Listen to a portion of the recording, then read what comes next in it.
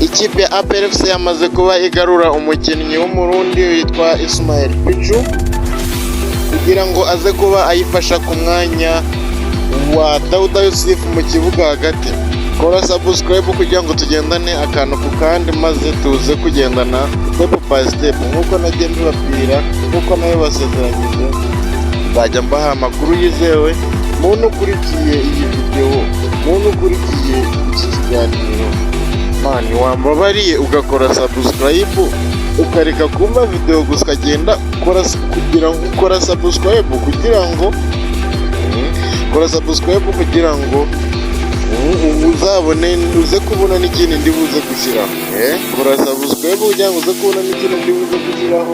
Man, reba video gusa ukagenda subscribe kugira ko nta mafaranga uri kwishuri. Ndakwinginze kora subscribe, nkomeza kugushimira nawe wamaze kuba ukora subscribe. Channel yacu ni nshyashya murabibona, njye ndabasaba ngo muze dukore subscribe ubundi tuzamure channel yacu, ndetse n'ibiganiro niko ukora subscribe, niko ugenda ukora subscribe niko ugenda nanjye umutiva, bintera imbaraga nyinshi, bigatuma nanjye numva nakora cyane. Ubwo rero kugira ngo nta zindi ngorane zihari mbasabye, nimukore subscribe ubundi dukomeza kugendanira akantu ku kandi. Ikipe APR FC nyuma yo kumara igihe ikinisha abakinnyi b'abanyarwanda gusa yaje gusubira kuri politiki y'abanyamahanga, ubwo Colonel Richard Karasira yayoboraga ikipe, aho kuri ubu wari umwaka wa kabiri w'ikipe mu banyamahanga. Amakuru yagiye avugwa ko kenshi ni uko kuza kw'abanyamahanga kutashimishije benshi mu banyarwanda bakiniraga iyi kipe, aho bakunze no gushinja ubuyobozi kuba bakunda abanyamahanga cyane cyane muri uyu mwaka w'imikino. Amakuru ataremezwa agaragaza ko ubuyobozi bushya bwa APR FC bwahaye icyizere abanyarwanda ko aribo bazagenderwaho kurusha abanyamahanga muri iyi kipe, aho byagaragaye ku mukino iheruka gutsindamo Muhazi United igitego 1-0. Ikindi ubuyobozi bushya bwari bwagerageje gukora ni ukugarura Nshimiyimana Ismael Pichu waherukaga gusezererwa na komite icyuye igihe. Aha amakuru Ibyiza TV ifitiye igihamya nuko abatoza batari banyuzwe n'umusaruro w'uyu mukinnyi ukomoka i Burundi. Ikipe ihitamo gutandukana nawe basheshe amasezerano.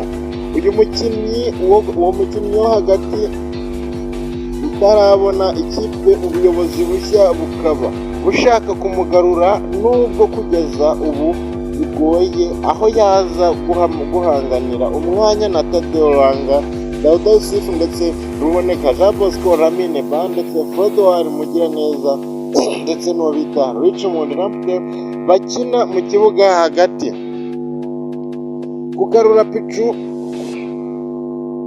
Kugarura Pichu nabyo byaba byari ukugaragaza ko ubuyobozi bushya butishimiye uburyo yasezerewemo. Ikipe ya APR FC iheruka gushyiraho Kayimani mushya Brigadier General Deo Rusanganwa wasimbuye Colonel Richard Karasira wari umaze amezi 17 kuri uwo mwanya. Ku buyobozi bwa Colonel Richard Karasira, uretse kwegukana shampiyona ya APR FC yageze no ku mukino wa nyuma wa Sekafa Kagame Cup yabereye muri Tanzania, isezererwa mu ijonjora rya kabiri rya Sekafa Kagame Cup. Isezererwa mu ijonjora rya kabiri rya CAF Champions League. Inshuro ebyiri zombi itsinzwe na Pyramid FC yo muri Misiri. Navuga ngo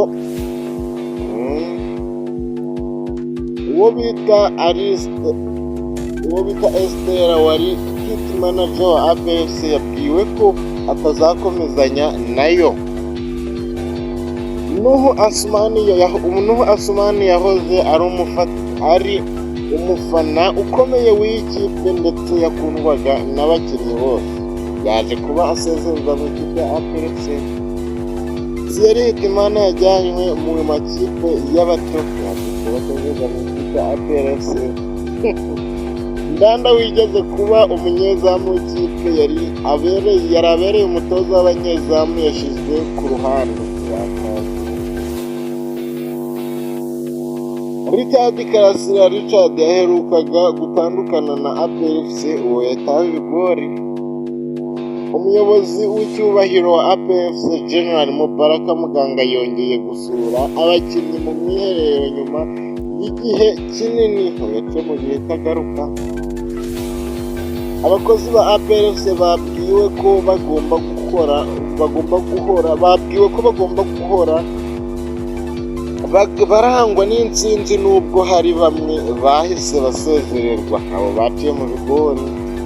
Ndagusabye umuntu ukurikiye Ibyiza TV gukora subscribe kugira ngo tujye tugendana akantu ku kandi, maze tujye dukomeza kwishima. Umuntu utarakora subscribe, rero ndimo ndakubwira ngo urimo gutikanwa n'ibintu byinshi bigiye bikomeye cyane, aho mu minsi iri imbere ngiye kuzajya mbakorera live. Mwe mukore subscribe ubundi mumutive mbone ko muhari. Mane wagiye ureka kureba video gusa, kureba video nibuke gukora subscribe. Genda bikwibukije gukora subscribe ubundi tujye dukomeza kugendana akantu ku kandi. Icyiza buriya wakora na like. Buri gihe wabonye imbaraga zo gukora subscribe, ntabwo wabura imbaraga zo kurayikinga video yacu cyangwa se gusharinga channel. I love you so much, ndabakunda cyane. Nayo yararamutse.